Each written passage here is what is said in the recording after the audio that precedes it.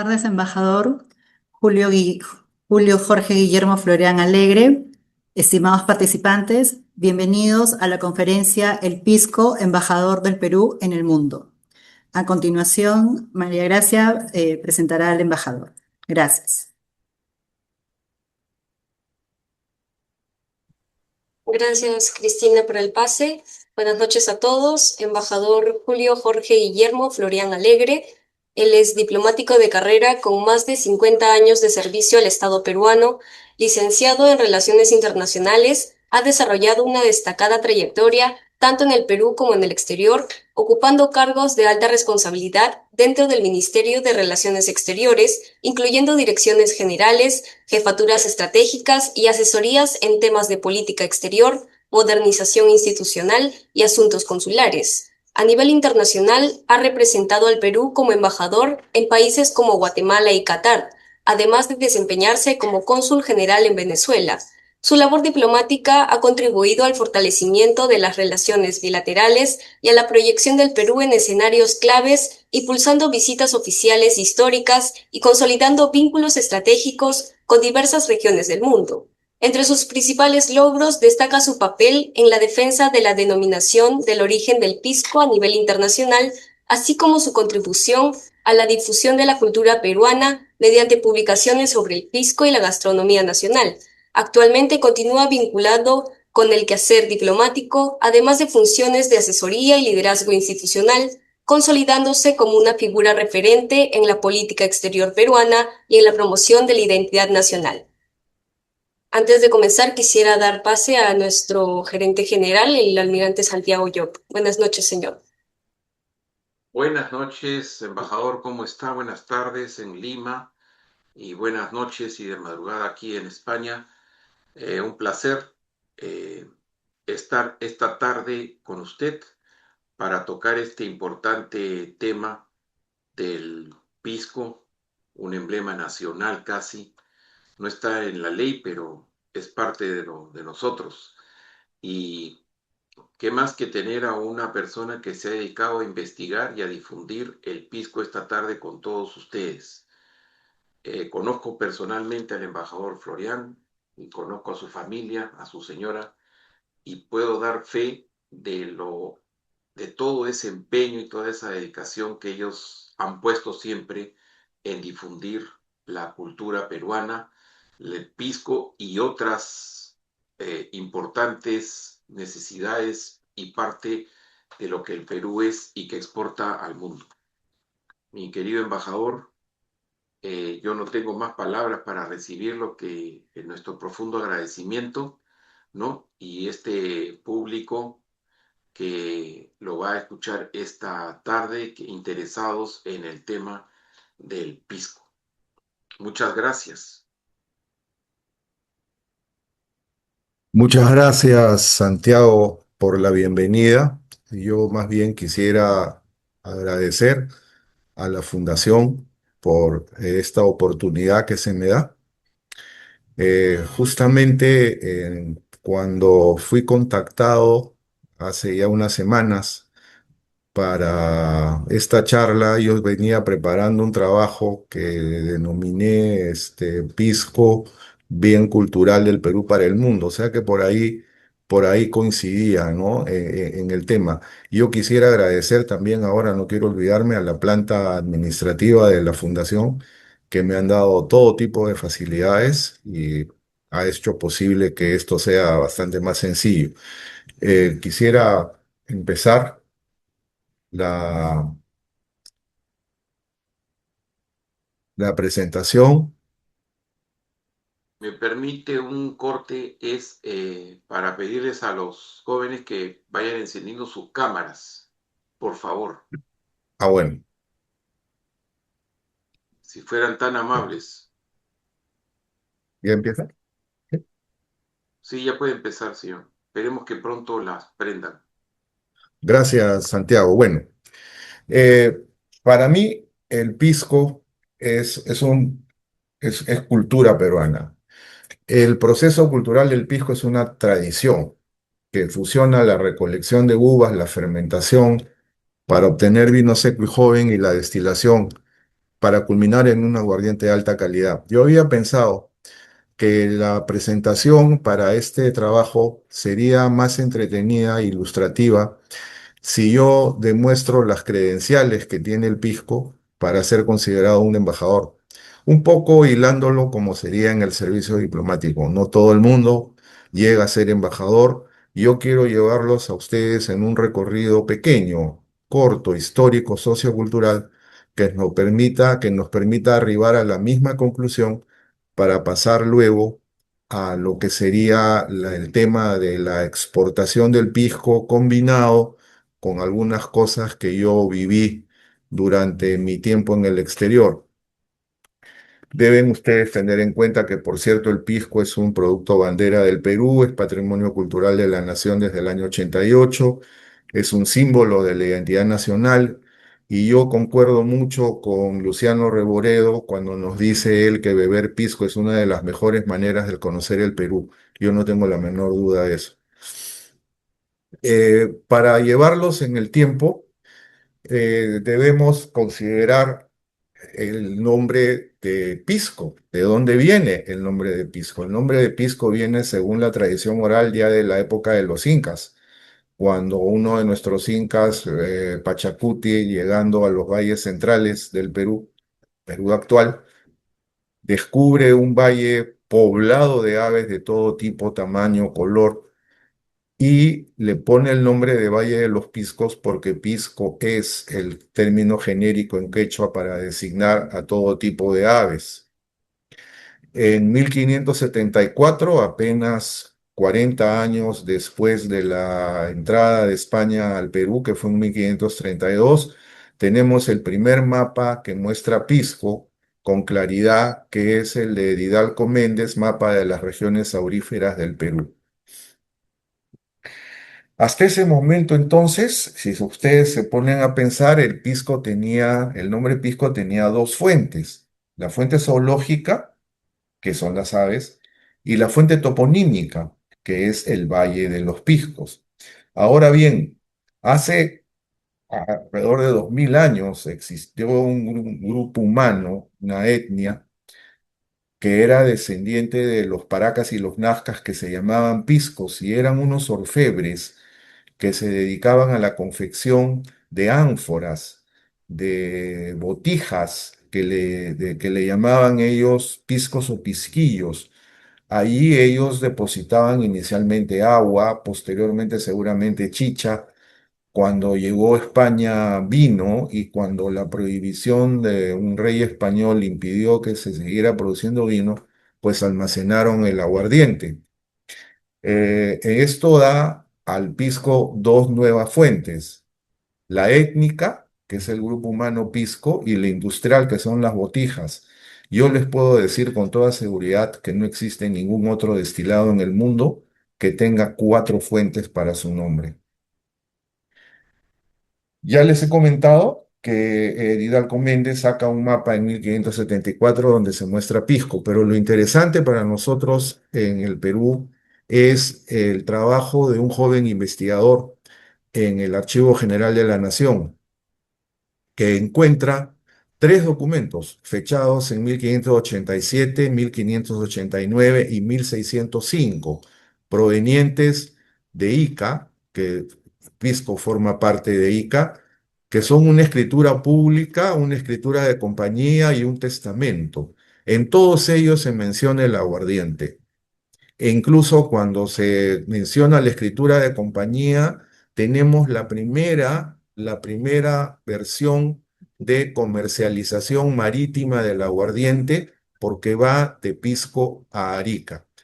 Para este momento, que fue el 2024, ya contábamos con otro documento muy antiguo, de 1613, que era el testamento de Pedro Manuel el Griego, un natural de la isla de Corfú, que describe un inventario de bienes relacionados con producción y almacenamiento de aguardiente.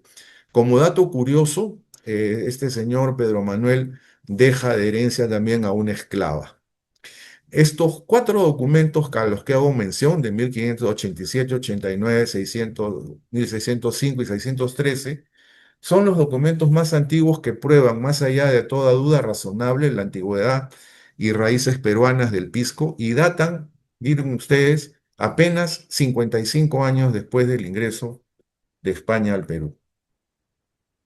Para efectos del tema de la exportación del pisco, en la medida de que nosotros lo consideramos un destilado de alta calidad, tenemos que ir necesariamente a la definición de qué es pisco y ahí nos daremos cuenta por qué lo consideramos tan especial.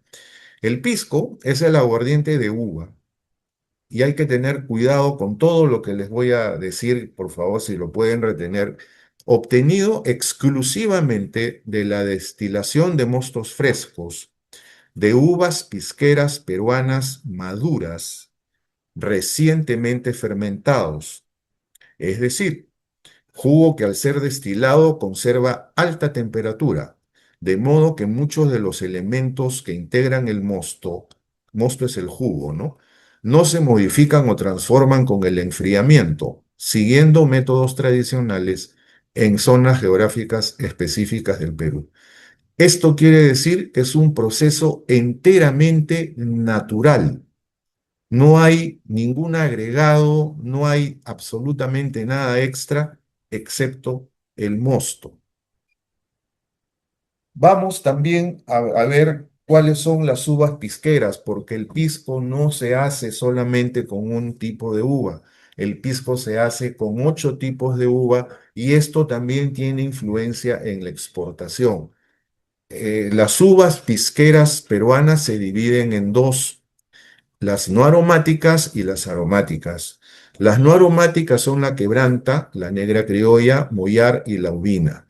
La característica de la quebranta en particular es que es considerada uva ya peruana, uva que se peruanizó. Es la primera, se llama quebranta por una sencilla razón. El suelo de Ica es tan bueno para la producción del pisco que crece profusamente y la quebranta quiebra la rama. De ahí su nombre. Las aguas aromáticas son moscateles, son la Italia, moscatel, la torontel y la albilla. Estos tipos de uva dan los tipos de pisco. Los tipos de pisco son tres. El pisco puro, que es de una sola cepa. El pisco acholado, que para el que no entiende el término que es muy peruano, es el blended, que es una mezcla de dos o más uvas que pueden ser no aromáticas, aromáticas. Y el pisco mosto verde, que es un pisco muy fino, que proviene de mostos imperfectamente fermentados. Se deja un porcentaje de azúcar en el alcohol y se destila. Las fases de la producción del pisco es muy interesante porque en el tema de la fermentación, el mosto de las uvas se fermenta y produce un vino suave, seco y joven. El pisco en realidad es un aguardiente de vino y esto se hace con la ayuda de levaduras naturales que se encuentran en las cáscaras de las uvas. Se hace reposar en tinajas por espacio de 12 a 15 días y si es para el mosto verde, 6 a 7 días. Y acá viene una cosa muy importante que viene a ser ya la destilación.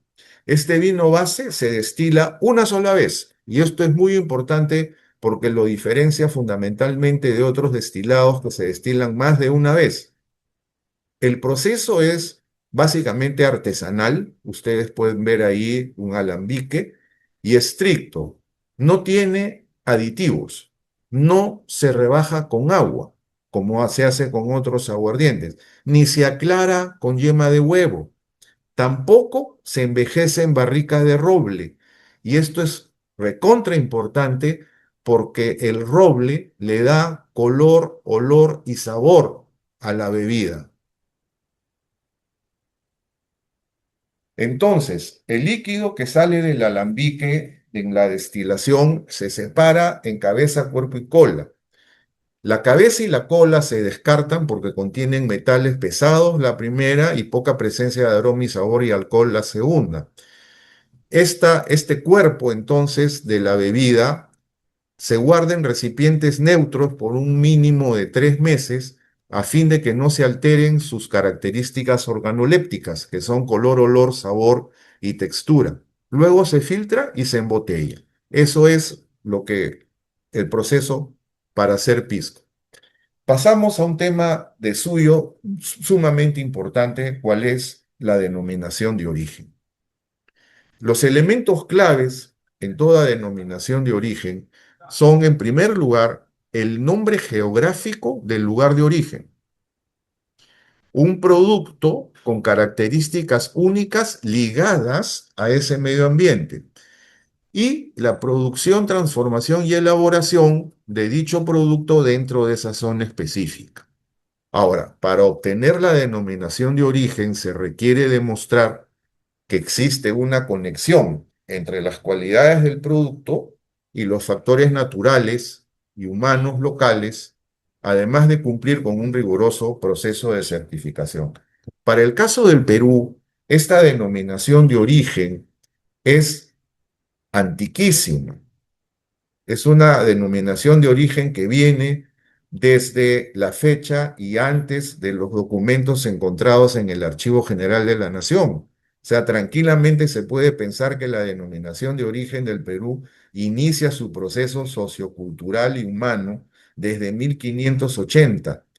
Nosotros la tenemos a través de un decreto supremo desde 1991, en que, como pueden ver en el mapa, se reserva los valles costeros de Lima, Ica, Arequipa, Moquegua y los valles de Locumba, Sama y Caplina en Tacna. Solamente en esas zonas geográficas se puede hacer pisco. Si se hace aguardiente en cualquier otra zona fuera de las que he nombrado, solo puede llamarse aguardiente, más no pisco. Este es un tema muy interesante. El INGECMET, que es el Instituto Geológico, Minero y Metalúrgico del Perú, hizo un estudio científico en el año 2019 y llegan a la conclusión de que el suelo de Ica es tan bueno que, en pocas palabras, es la cuna pisquera por excelencia. Y esto es un dato científico. Las principales diferencias del pisco con otros aguardientes. A ver, ya hemos visto que el pisco se elabora con uvas no aromáticas y aromáticas. Otros aguardientes solamente emplean un tipo de uva. Para nosotros existen 3 tipos de pisco: el puro, acholado y mosto verde. Otros aguardientes tipifican su aguardiente por la graduación alcohólica. En todo caso, para el Perú la graduación alcohólica es de 38 a 48 grados. El pisco proviene de la destilación de caldos o mostos frescos, como hemos dicho antes, producto de una sola destilación. Otros aguardientes emplean más destilaciones, 2 o más. El proceso de destilación del pisco no se rectifica, ni se trata con compuestos artificiales ni agua. En otros países se rectifica con agua para bajar la graduación alcohólica. Se deja reposar el pisco de 3 a 6 meses, como hemos explicado, en depósitos neutros, y no necesita clarificarse con yema de huevo, ni se le añeja en barricas de roble. Tampoco emplea aditivos. En el caso de otros países se puede tener aditivos autorizados como estabilizantes, espesantes, emulsionantes, enturbiantes y colorantes. Eso hace pues un aguardiente absolutamente diferente. Como digo, al final, a la realidad es que como en algunos casos quieran tener el mismo nombre, las diferencias del pisco con otros aguardientes es más que notable. Ni los tipos de uva, ni el proceso de producción, ni la clasificación se parecen en absoluto. Y yendo al tema de mi trabajo, en que yo digo que es un bien cultural del Perú para el mundo, tal vez el pisco sea el único destilado, el único aguardiente que está presente en la literatura peruana. Escritores como Ricardo Palma en sus tradiciones lo inmortalizó, no solamente como bebida, sino como parte de la identidad cultural. De él, por ejemplo, viene su clásico dicho: de que el pisco es un alborotador quitapesares, que después me sirvió a mí para hacer una presentación en Venezuela. Manuel González Prada nos deja un libro póstumo, Libertarias, que tiene versos de la Gran Vendimia. Nuestro Nobel de Literatura, Mario Vargas Llosa, lo menciona en La Ciudad de los Perros, Conversaciones en la Catedral. El mejor testimonio de todos para un diplomático peruano es aquel que nos deja nuestro querido embajador y 2 veces secretario general de Naciones Unidas, Javier Pérez de Cuellar, que dice, no voy a leer todo, pero dice en una parte: el inimitable pisco es pues tan peruano, mal plazca a quienes osaren competir con él, como el champán y el coñac son franceses, escocés el whisky, ruso el vodka y el sake japonés.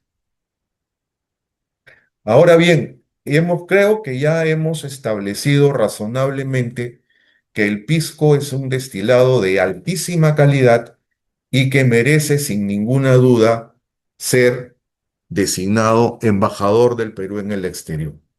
Vamos a pasar ahora entonces a las actividades de promoción que realizan en el exterior, en este caso por embajadas y consulados, y es en el año 2025. Durante este periodo, de enero a diciembre del 2025, nuestras misiones diplomáticas efectuaron 45 actividades de promoción en los 5 continentes. En Europa, 16 eventos, en América, 13, en Asia, 10, en Oceanía, 4, y aún en África, 2 eventos durante ese periodo. Ahora, ahí hay un trabajo más grande para realizar porque tenemos en realidad más misiones diplomáticas acreditadas en el exterior. En el Perú existen 527 empresas productoras formales, o sea, en otras palabras, son 527 bodegas. Esto, que puede significar una bendición, es también un poco un problema, porque divide demasiado la producción y con ello afecta también lo que sería la exportación. Y se explica muy fácilmente. Como lo vengo diciendo hasta ahora, y lo digo en el título del trabajo, el pisco es un bien cultural del Perú. Para el productor de pisco es mucho más importante el orgullo de fabricar un buen pisco que el comercio. Diferente de otros destilados en el mundo que se juntan en cooperativas, son 3, 4 cooperativas, la exportación es mayor. Nosotros apuntamos más a la calidad que a la cantidad. O sea, no hay necesidad de compararse con otros, y si fuera por razón de la cantidad, pues seguramente ni el whisky va a ser escocés, ni el champán va a ser francés, porque se va a tomar en mayor cantidad en otros países, ¿no? En el año 2025 se exportaron 1,24 millones de litros de pisco. Su principal destino es Estados Unidos con el 42%. 5,7 millones de litros representaron las ventas de pisco en el país. El valor de las exportaciones de pisco durante este año aumentó en 12,4% respecto al año anterior, lo cual es muy bueno porque viene siendo ya una tendencia que se está dando en los últimos años. Las principales empresas exportadoras, tengo acá las 6 primeras: la destilería La Caravedo, Bodega San Isidro, Viña Atacama, San Nicolás, Queirolo y Tabernero. Ahora, acá voy a mezclar un poco mi experiencia en el exterior con los datos oficiales que pueden leer en la diapositiva. Yo me alegro mucho que ahora existan programas como el Pisco para el Mundo o el impulso a la marca Pisco Spirit of Peru, porque realmente en mi época en el exterior, que empecé en el año 1978 en Rumania socialista y culminó en Qatar el año 2016, siempre me las arreglé para tener pisco y difundirlo, pero era muy difícil. muy difícil, porque no se conseguía que se exportara el pisco en las cantidades que uno buscaba. Más aún, en Rumania, por ejemplo, socialista, que era difícil conseguir cualquier cosa en esa época, no necesariamente solo la bebida. Yo la podía comprar a través de un duty free danés, que era la empresa Osterman. Y verdaderamente con mucho éxito, porque a mi nivel, en una embajada pequeña de 2 personas, el embajador y yo, con eso yo tenía acceso a embajadores, tenía acceso a ministros y aún en 3 ocasiones tuve entrevistas con el propio presidente Nicolae Ceausescu. Entonces, tuve la suerte de poder introducir el pisco en los cócteles, almuerzos, cenas que hacía en casa combinado con comida peruana y les puedo decir que era un éxito, pero en términos coloquiales nos costaba muelas conseguir, conseguir el pisco. En Qatar lo propio, recuerdo ya, yo era embajador, fui el primer embajador del Perú en un país del Golfo de Arabia o Pérsico, según se vea de uno u otro lado y escribí alrededor de 15 cartas a productores peruanos de pisco, porque encontré que se podía introducir el pisco en una tienda diplomática que era para expatriados y diplomáticos, en donde se podía comprar vino, se podía comprar cerveza, se podría comprar whisky. Entonces quise que entrara pues un buen pisco del Perú. Lamentablemente no me contestó nadie, excepto la misma empresa que pude importar yo pisco en Rumania, casi 40 años antes, Sol de Oro de la familia Picasso. Fue la única que respondió y fue el pisco que ingresó a Qatar el 2011. Yo me alegro por ello de que exista pues el programa Pisco para el Mundo del Mincetur, porque ello unido a estrategias como buscar un posicionamiento premium a partir de que el pisco es un destilado de lujo que pone en valor su autenticidad, la denominación de origen que ya hemos visto y su calidad. Otro aspecto importante que noto en la exportación del Perú es que se está buscando diversificar los mercados, en particular el mercado asiático, donde existe un gran potencial y yo soy testigo de eso desde Qatar. Cuando yo invitaba a celebrar el día del Pisco Sour, por ejemplo, o el día del Pisco, o un cóctel, o el Día Nacional, los mayores consumidores del pisco eran mis colegas asiáticos de la India, de Tailandia, de Singapur, de Brunei. Es decir, felices y contentos, les iba muy bien a su paladar y ahí tenemos un gran potencial entonces en el mundo asiático. Creo yo que programas como Exporta Fácil, que permite exportar muestras de pisco hasta por $7.500 a través de Serpost, puede servir para captar potenciales clientes. También hay otro tema que me gustaría tocar aquí en el marco de diversificar exportaciones. Yo soy presidente del voluntariado del Ministerio de Relaciones Exteriores y en virtud de ello he viajado los últimos 2 años con asiduidad a la ciudad de Tacna, que es, bueno, el departamento de Tacna está asignado al Ministerio de Relaciones Exteriores. Entonces he llevado mucha ayuda social a Tarata y a la ciudad de Tacna. Y eso me ha permitido redescubrir los macerados. Por ejemplo, los macerados de Damasco, los macerados de ciruela, son deliciosos y eso podría ser una muy buena alternativa para exportación.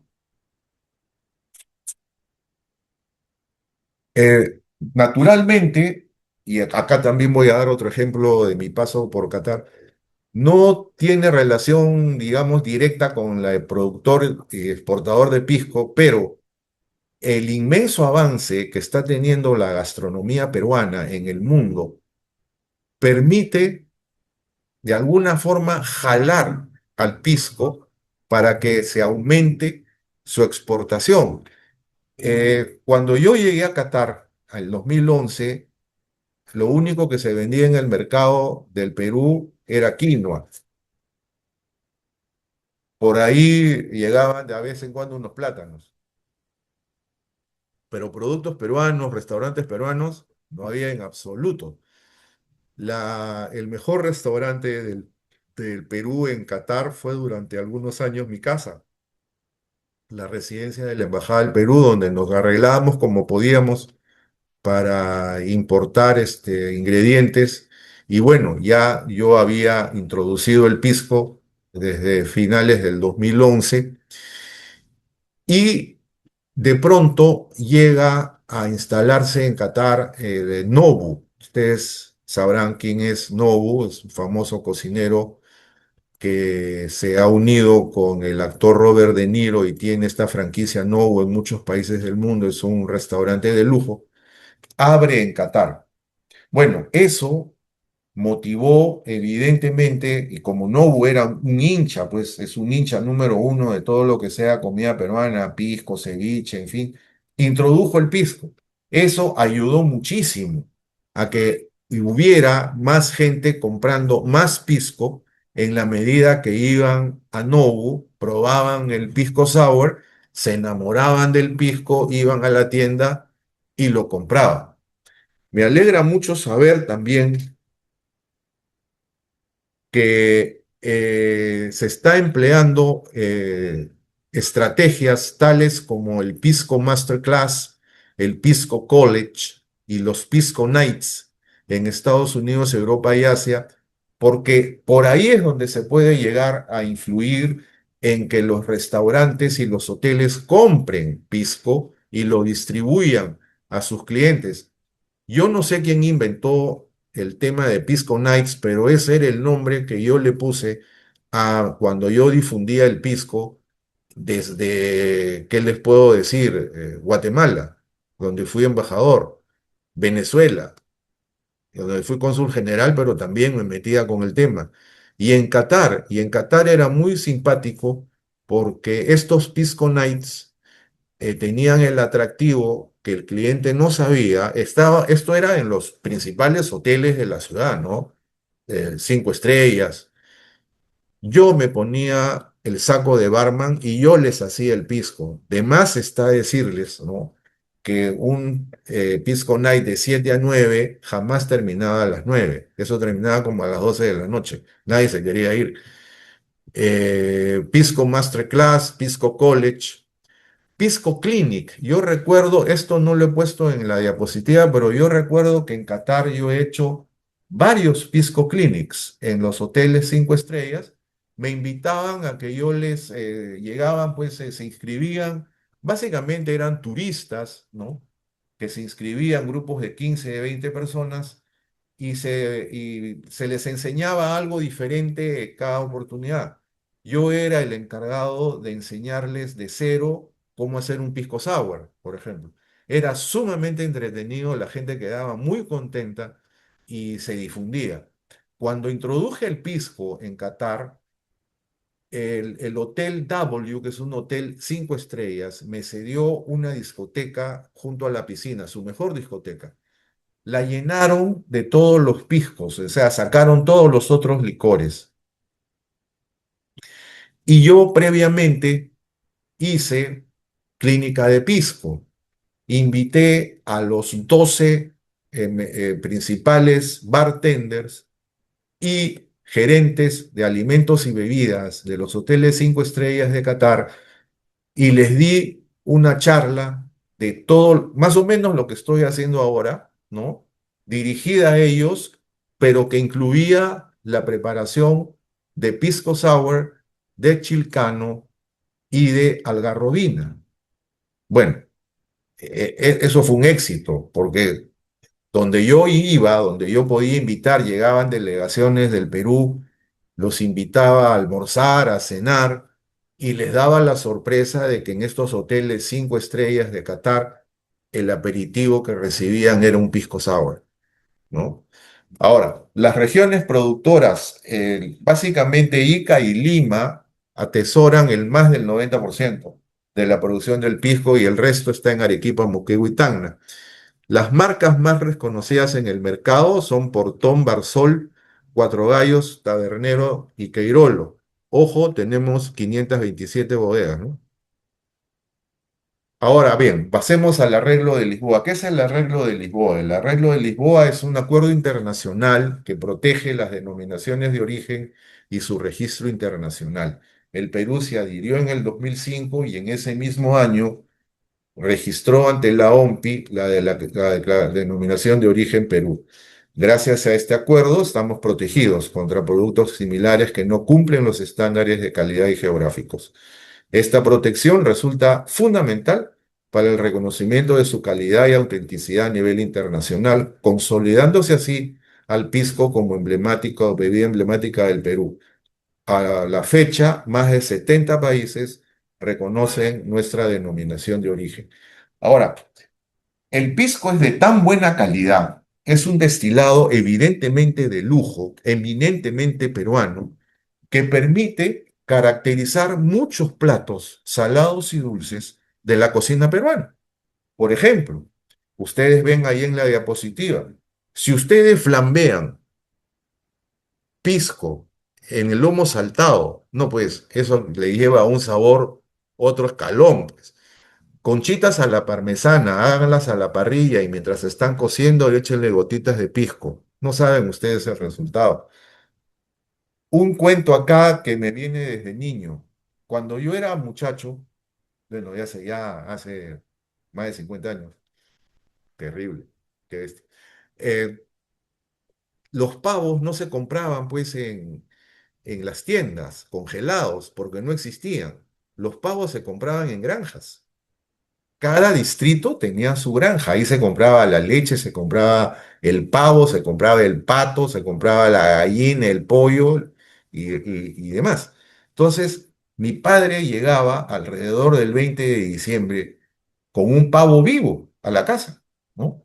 Y ese pavo vivo era engordado, pues, con maní, nueces y no sé qué tantas cosas le daban mi mamá y mi abuela.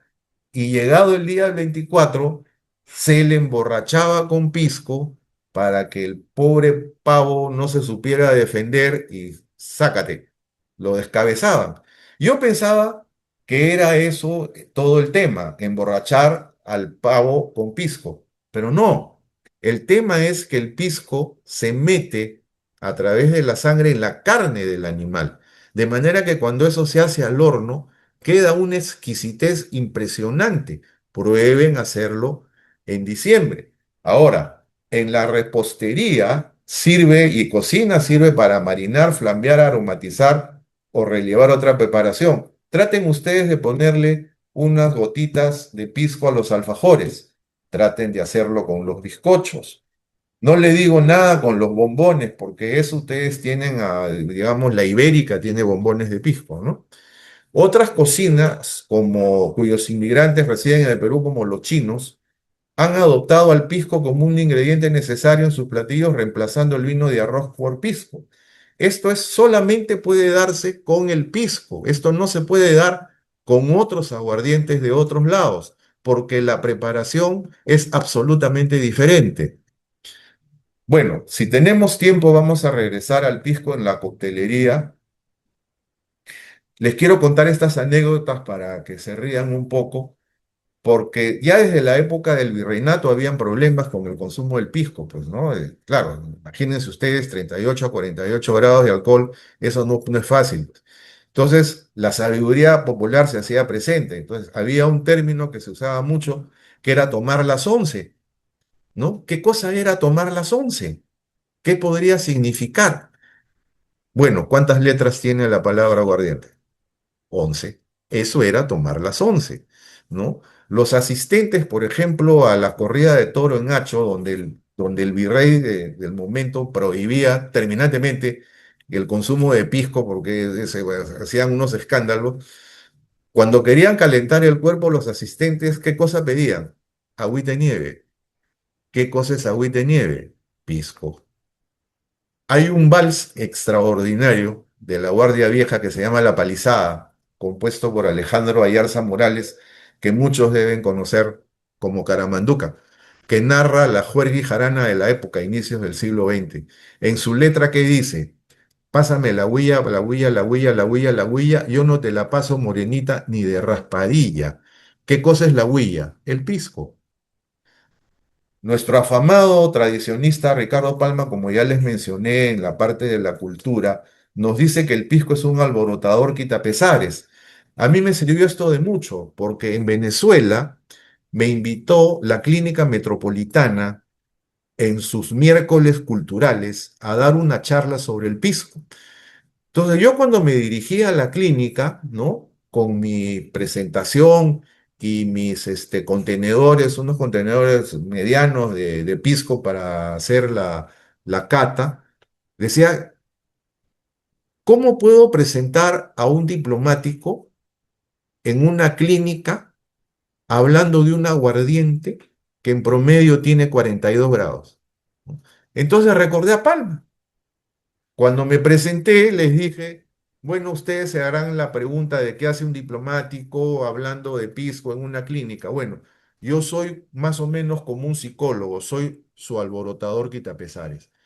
Basta decir que cuando quise salir, me bloquearon la salida porque vieron que todavía había pisco en los contenedores y los doctores y las enfermeras no querían salir sin acabárseles. Yo casi, casi pienso que si se presentaba una emergencia en esas horas, iba a tener problemas el paciente, verdaderamente. Y por último, estar entre pisco y nazca. ¿Qué significa? Estar entre pisco y nazca se refiere a una persona que está pues sumamente ebria, ¿no? Que se puede hacer pasar como una indicación de lugar entre pisco y nazca, pero no, pues. Esto es el doble sentido del uso de la palabra pisco, ¿no? Acá tengo unas fechas muy importantes porque esto me permite a mí decirles con más seguridad y expresamente que la antigüedad del pisco se remota pues a 1540. La primera exportación más antigua de aguardiente de pisco hacia el exterior es de 1712, de la fragata Nuestra Señora de la Soledad que sale del Callao a México. El primer registro de exportación de pisco del Callao a Estados Unidos en San Francisco es de 1830. Y tengo que comentarles también de un cóctel que se hizo famoso durante la fiebre del oro en San Francisco, que fue el Pisco Punch, en el bar Bank Exchange. Y es un bartender americano el que lo inventó, Duncan Nichol. Este señor se fue a la tumba con el secreto de la receta, pero el señor Schiaffino, que tiene restaurantes en el Perú, ha conseguido recuperarla, de manera de que si por ahí a ustedes les interesa probar un cóctel que proviene de 1850, pueden ir a cualquiera de sus restaurantes y ahí lo van a poder probar, ¿no? Quiero terminar esta exposición compartiendo con ustedes un poema al pisco escrito por Luciano Reboreo. Y dice así, el pisco es una declaración de amor al Perú, es un vínculo con las raíces, tiene alma de jarana, cuerpo de marinera. El pisco es un aristócrata que frecuenta callejones, que regala su presencia seductora. El pisco es un pañuelo al viento con bordones de guitarra. Es la gracia limeña, la suavidad tiqueña, el poderío arequipeño, la hondura moqueguana y el patriotismo taqueño. El pisco es el cómplice de amaneceres inolvidables y promotor de tertulias memorables. El pisco es euforia, optimismo, garbo, elegancia, tradición. El pisco es plata pura, plata líquida, agua de vida. Beber pisco es un homenaje a los sentidos, un golpe directo al corazón, un torrente de placer que inunde el alma. Beber pisco es una de las mejores maneras de conocer al Perú. Muchas gracias. Ahora creo que pasamos a la estación de preguntas, si es que las hubiera. Y bueno, ahí hay varios corazoncitos y aplausos, embajador. Como Bueno, siempre, aprecio los usted con... corazoncitos. Y los aplausos también, ahí hay de Bueno, todo un los poco, ¿no? aplausos también. Campanitas, campanitas, de todo. Bueno, Cristina, tú encárgate del rol de preguntas. Ahí está, creo que hay Bien, algunas por señor. ahí. Sí, aquí he anotado una. ¿Sí? Eh, el señor Claudio Delgado ¿Sí? pregunta, ¿cómo se está trabajando para que las pequeñas bodegas artesanales de regiones como Tacna o Moquegua logren este alcance internacional? Sí, bueno, ya les decía yo, me alegro mucho que ahora existan programas como Pisco al Mundo y estrategias para ayudar a que pequeñas y medianas empresas salgan a los mercados, porque este Pisco al Mundo involucra al Estado y a la empresa privada. Y esta estrategia de exporta fácil, en que uno puede exportar pisco, digamos, hasta por $7.500 vía Serport para capturar potenciales clientes, es sumamente interesante. Y me alegra mucho que me pregunten desde Tacna, porque como les comenté, con el voluntariado he podido estar varias veces en Tacna y en Tarata. Yo estuve, por ejemplo, cuando Tarata cumplió 100 años de regreso al Perú, que fue en el 2025, un patriotismo y una emoción increíbles. Déjenme decirles, ir a Tacna y uno se siente peruano, pero en serio. He tenido la ocasión, hace 2 semanas, domingo, estuve en una feria vitivinícola pisquera en Tacna. Me quedé sumamente impresionado por la cantidad y la calidad de los productos que vi ahí, probé y compré. Eran más de 30 stands. Lamentablemente y por razones obvias que ustedes bien comprenderán, me invitaron a probar 30 cosas, pero no pude llegar sino a la tercera parte, porque si probaba 30 salía en andas, ¿no? Pero lo que probé era maravilloso. Recuerdo mucho el pisco del gobernador de Tacna, ¿no? Que tiene un nombre absolutamente curioso. Es el Marqués Cariñoso, el nombre de su pisco. Es muy lindo. Bueno, de ahí me he traído macerados, de ahí me he traído vinos. Ya le vuelvo a decir, empleen estos programas que está haciendo Mincetur y están orientados a pymes y MIPES. Entonces van a poder acceder a este programa y eventualmente exportar. Sí. Muchas gracias, embajador. ¿Hay alguien más? Sí, sí, claro que sí. El señor Ah, José Ballesteros pregunta, ¿a qué se sí. refieren estos testamentos del siglo XVII que usted ha Ah, incluido en una de sus sí, diapositivas y cuál sí. es su relación con el pisco? A ver, vamos a regresar a esa diapositiva.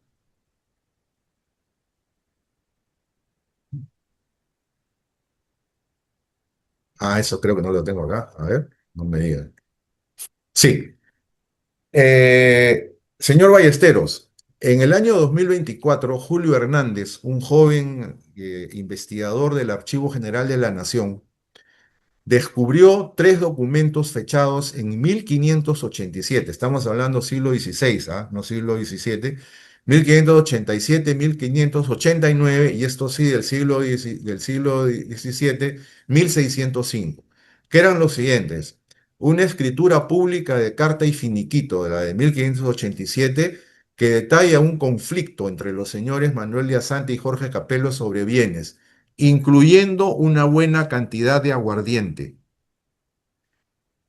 A segundo, de 1589, es una escritura de compañía entre Juan Corso y Andrea Candia, donde se constituye una empresa para el comercio de vino y aguardiente, y se consigna un cargamento enviado desde Pisco a Arica, confirmándose así la comercialización marítima del aguardiente. Evidentemente, no he puesto exportación, porque como usted comprenderá, el Virreinato del Perú comprendía la Capitanía de Chile y hasta ese momento, en todo caso, Arica era peruano. El tercer documento, el Testamento de Manuel de Asante de 1615, detalla bienes relacionados con la producción de aguardiente, incluyendo una caldera. Es el primer documento histórico que menciona la práctica de la caldera. Y el documento de 1613, ese ya se conocía de antes, de Pedro Manuel el Griego, que describe inventario de bienes relacionados con producción y almacenamiento de aguardiente. Es la relación directa. Por eso es más allá de toda duda razonable, el aguardiente llamado pisco es peruano. Gracias. Muchas gracias, embajador. La señora Viviana Rosario pregunta, ¿qué Sí. alternativa ve usted en formar una marca colectiva entre varios productores? Ah, ahí tenemos el tema. Nuestro competidor con el mismo nombre, pero que no se parece en nada al producto, trabaja en base a cooperativas, básicamente. Y con ello, la exportación de su aguardiente, pues es grande, ¿no?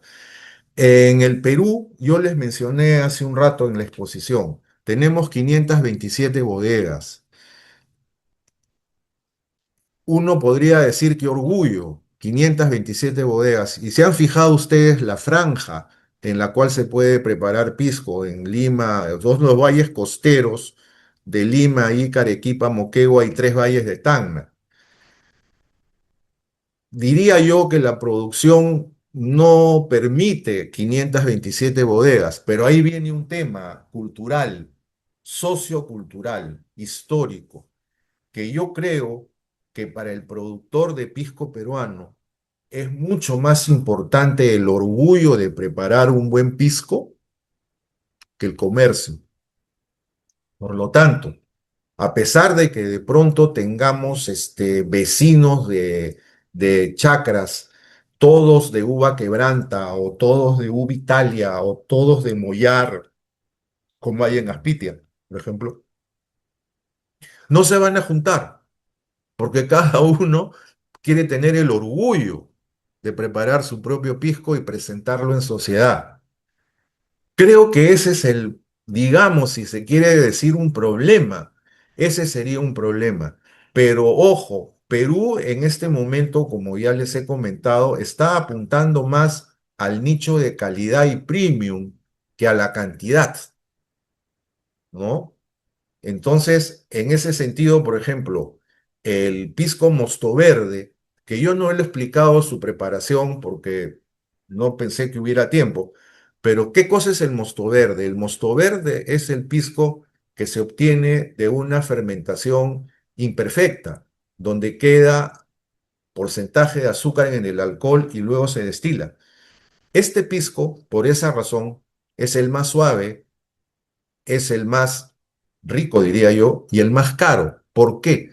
Porque el hecho de la fermentación imperfecta hace que requiera el doble de uvas para una botella.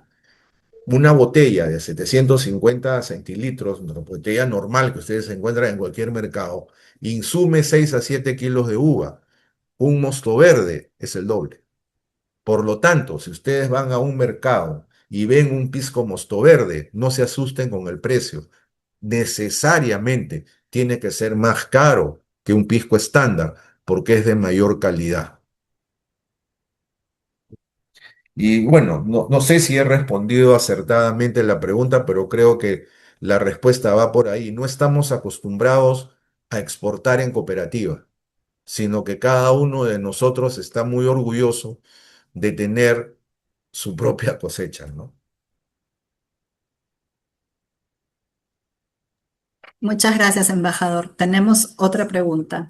Sí, La señora Fernanda Pasos sí. consulta, en su experiencia en la promoción del pisco en otros países, ¿cuáles han sido las más grandes barreras que enfrentó usted y qué cosas cree que se pueden mejorar para que más productores lleguen a mercados exteriores? Bueno, la principal barrera que, gracias por la pregunta, la principal barrera que encontré es que no había exportación de pisco. Y a ver, les estoy hablando de una época que va de 1978, en que salía la Rumania socialista, y 2016, en que terminó mi carrera en el exterior cuando culminé mi periodo en Qatar. El problema siempre fue el casi nulo acceso al pisco. O sea, no se exportaba o se exportaba poquísimo y naturalmente, bueno, imagínense ustedes el año 1978, Rumania, 2 días de vuelo, Perú, el pisco en aquel momento, y bueno, creo que tener la razón, no tenía las seguridades que tiene ahora, no tenía la calidad controlada que tiene ahora. Y era muy difícil exportarlo, o sea, a menos de que yo me llevara en mi contenedor personal pisco, era muy difícil llevarlo. Las barreras siempre fue yo he estado, a ver, yo he estado en Rumania, en Ecuador, en Inglaterra, en Guatemala, en Venezuela y en Qatar. El inconveniente siempre fue la exportación y que no habían programas como el que veo que hay desde hace un tiempo a esta parte y que se ha traducido en una exportación sostenida y que va en aumento cada año, de lo cual a mí me complace muchísimo que Mincetur y otros ministerios estén haciendo esta labor. Siempre fue ese problema. Ahora creo que ya no hay, y esto se da, la facilidad creo que se está dando al influjo de la inmensa difusión que está teniendo la gastronomía peruana. O sea, ya casi no tenemos países en el mundo que no cuenten con un restaurante de comida peruana. Y eso trae consigo dos cosas importantísimas, porque yo también investigo un poco la gastronomía peruana, los ingredientes.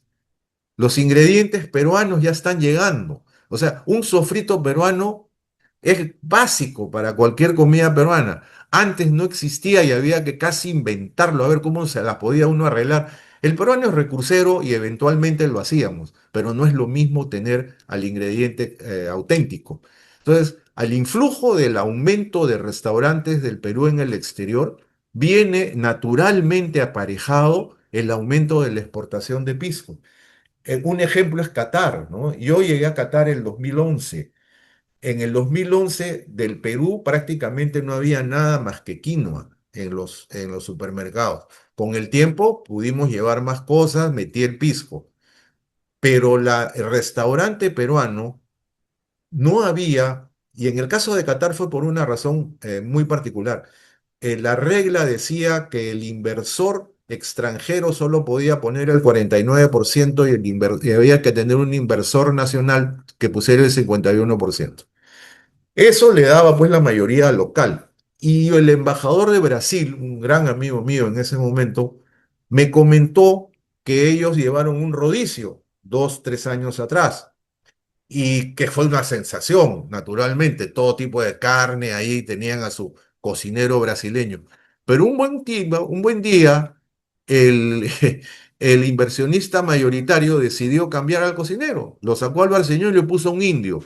Ustedes se imaginarán lo que es un rodicio brasileño mezclado con la cocina india. Yo a la comida peruana no la iba a arriesgar a que un indio me hiciera un lomo saltado con sabor a curry, ¿no? Entonces, por un tiempo no hubo comida peruana por ahí. Pero yo creo que por ese lado va la solución al tema. Gracias, embajador. Tenemos dos últimas preguntas. La Encantado. primera, Álvaro Vaca consulta. Embajador, ¿usted sabe por qué en Centroamérica no hay mucho pisco? Qué curiosa pregunta. Yo fui embajador en Guatemala en el año 96 al 2000 y me cupo la inmensa satisfacción de que únicamente el pisco original, el nuestro, sea el que se venda en Centroamérica. Y eso incluye todos los países centroamericanos, y le estoy hablando del año 98 en adelante. Me parece raro que no haya, porque hay restaurantes. Yo he estado en Guatemala, he estado en Costa Rica, en Panamá. Sí, el tema puede ser, la verdad, que no exista muchos restaurantes peruanos, cosa que la verdad yo no estoy muy al tanto, que eso hace que no haya tanta exportación, porque el único pisco en todo caso que puede ingresar es el peruano. Curioso.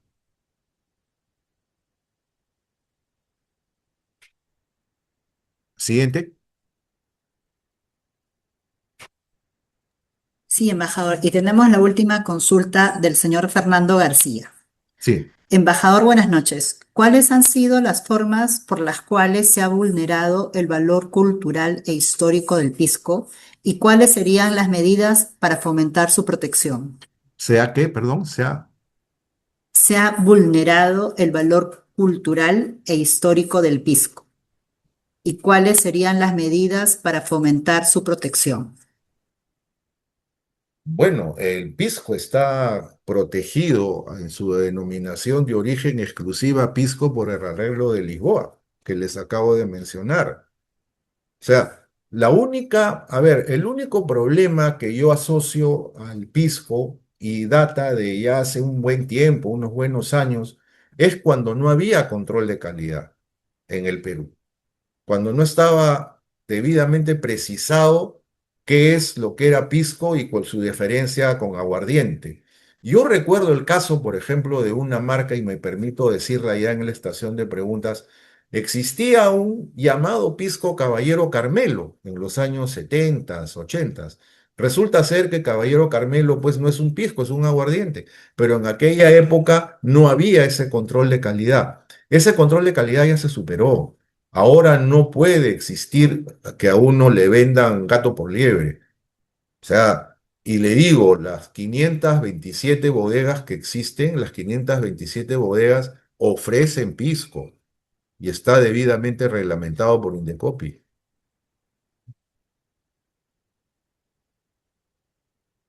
¿Algo más? No, embajador, muchísimas gracias. Bueno, tengo demasiados comentarios positivos en el chat. Realmente a todos, como siempre, les ha encantado esta conferencia. Están reclamando más actividades con respecto al pisco, embajador. Ah, encantado, ¿no? A mí, invítenme, yo encantado. Yo quisiera terminar más bien con unas palabras que dijera nuestro historiador José Antonio del Busto Duturburu respecto al pisco, y dice así: así nació el pisco, ligado con nombre y renombre a la tierra que lo vio nacer, y pisco se llamó, pisco se llama, y pisco se llamará, porque nació en el Valle del Pisco, que es un lugar privilegiado de la costa del Perú. Salud y muchas gracias. Para la próxima invítenme con Gracias, Cata, pues, almirante. gracias, embajador. Justamente le estoy poniendo ahí un mensaje para conversar entre mañana y la próxima semana, Ah, porque acá Cristina ya me venía hablando de apoyar esa idea de la Cancillería de poder aportar nosotros con el pisco y con talleres de pisco y con un curso de pisco para claro, todos nuestros alumnos. Ustedes saben que hoy día la conferencia está dada desde uno de los centros de estudio que hemos creado, que es el Instituto Hispanoamericano de Relaciones Internacionales, que hemos firmado con el Campus Internacional de la Seguridad y Defensa del, de Sevilla, España, parte del grupo SAMU, una universidad adscrita, ¿no? Aquí, que da títulos propios y títulos universitarios con otras universidades, pero que estamos resaltando como parte, y esta es la primera conferencia sobre el valor de algo que es un sentimiento para un país. Próximamente hablaremos de temas de México, de Colombia y de cada uno de los países de España, por supuesto. Pero para nosotros, embajador, ha sido un gran honor. Y como fundación, yo le voy a llamar entre mañana y el lunes, cuando usted, mejor el lunes, porque mañana estarán pensando todos a quién le van a dar su voto el día domingo, ¿no? no, eso ya está decidido, pero es Sí, secreto, todo José por la Antonio. derecha, nada por la izquierda, por favor. Chepo, por No hagan como favor. no hagan como el presidente Sánchez, que dice que se avanza por la izquierda y España está hasta el perno. Pero en fin, son comentarios políticos No, yo propios, ¿no? mastico Pero bueno, hasta por el lado derecho, Santiago. así es, así es. La única manera es sacar al Perú adelante porque es un país que crece tanto y que tiene una tradición tan grande y es lo que este instituto está tratando de resaltar, No, ¿no? yo estoy muy agradecido también haber sido el primero, inclusive, qué maravilla, ¿verdad? Y Que nazca espero haber pasado en la la... valla, el El 5%. Perú El Perú, pese a que no está en el centro de América del Sur, es el Herland de América del Sur, como decía Mackinder. No es un Y hub, eso es lo ¿no? que estamos tratando de, de llevar adelante. La No, si Fundación Academia fíjate, Diplomática, lo que ¿sí? dice Santiago es muy importante porque cuando yo quise en Qatar que Qatar Airways llegara al Perú, que no llegaba sino a Sao Paulo y eventualmente a Buenos Aires, yo les comenté, Lima es el hub natural de América del Sur. Más aún, Lima es la única capital que tiene mar a 2 kilómetros, con lo cual se asegura la carga, cosa que no la tienen ninguno de los otros países sudamericanos. Bueno, hasta ahora no he tenido Eh, éxito, pero ya pasó mi época, pues. bueno, la mía también ya está un poco pasadita, pero juntos nosotros podemos hacer algo porque el Perú sea el centro de la región y el Sí, claro. centro de Hispanoamérica, de la mano con España, que es el exportador de la lengua que tenemos. Y los invito a todos los presentes, que tenemos 42 que están presentes, a la charla el próximo 16, en la conferencia del próximo 16 de este mes, con Miguel Ángel Cortés, un viceministro de Relaciones Exteriores para Iberoamérica de España, Ah, que dará una charla sobre la importancia de nuestro valor, el castellano, bueno, como una interesantísimo. comunidad poderosa en el actual mundo, tanto en materia geopolítica como en materia política, económica y hasta militar.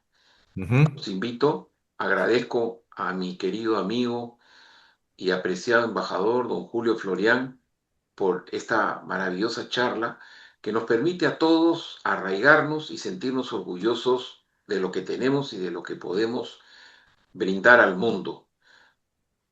El mapa del Perú en una proyección Mercator no tiene que verse al costado. Yo los invito a que ustedes vean el mapa del Instituto Histórico Marítimo del Perú, donde pone Ajá, al Perú como el centro del mundo. Y esa es nuestra mentalidad, esa es la que debemos de tener los peruanos para seguir adelante.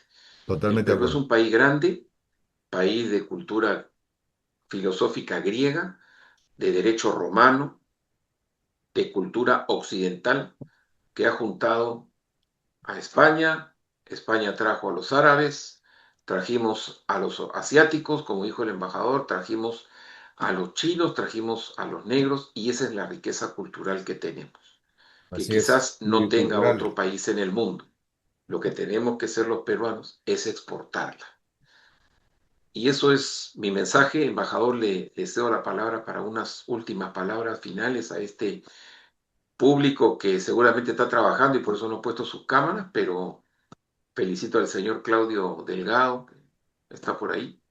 Muchas Sí, al señor gracias. Ballesteros, al señor Vargas Luza y a Sara Alves de Silva y Acevedo, presentes. No, yo soy el agradecido, querido Santiago. La verdad que me emociona que me consideres para estos encargos. Eh, yo provengo de una familia pisquera vieja, pues mi abuelo, mi padre me metieron en el pisco cuando yo tenía 15, 16 años. Entonces, es un tema muy cariño, que lo llevo con mucho cariño dentro, ¿no? He visto todas las vicisitudes que ha pasado. Con el pisco, pues hay que tener mucho cuidado en la historia porque hay que recordar que estábamos muy bien hasta la Guerra del Pacífico, ¿no? La Guerra del Pacífico nos desarmó. 40, 50 años en que nos sacaron todo. Luego vino la época de la, bueno, la reforma agraria, ¿no? Cuestionadísima. El terrorismo, todo eso ha afectado la producción de pisco también a lo largo del camino, ¿no? Y a pesar de eso, estamos parados como los muñecos porfiados que teníamos de chiquito que los tirábamos al suelo y siempre caían parados. Así es el Perú. Y bueno, Santiago, para lo que pueda ser útil, aquí estoy. A las Mire, órdenes embajador, como soldado. creo que aquí en la Fundación estamos pensando algunas cosas para hacer con usted, que el lunes lo llamaremos y A espero que ver, le gusten las ideas que han nacido de estas dos conferencias. esperaré con gusto, Santiago, y muchas gracias a Sobre todos los que todo han en asistido. este Instituto Hispanoamericano que están haciendo, y que esperamos que las jóvenes que nos están escuchando y que quieran pertenecer al instituto para escribir, para escuchar nuestras charlas permanentes, pues nos sigan, ¿no? Ujú. Y así apoyar al Perú. Muchas gracias, embajador, gracias a mi Gracias. No, equipo gracias a ustedes. de la Gracias a ustedes. fundación y agradezco a todos los participantes esta noche por habernos tenido en sus hogares para escucharnos y para saber un poco más de un emblema nacional como es el pisco del Perú.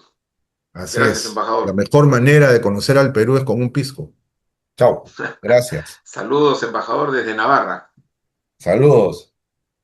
Cómete unas tapas, hombre. Por supuesto que sí. Chao. Hasta luego, embajador, que le vaya bien. Gracias. Adiós.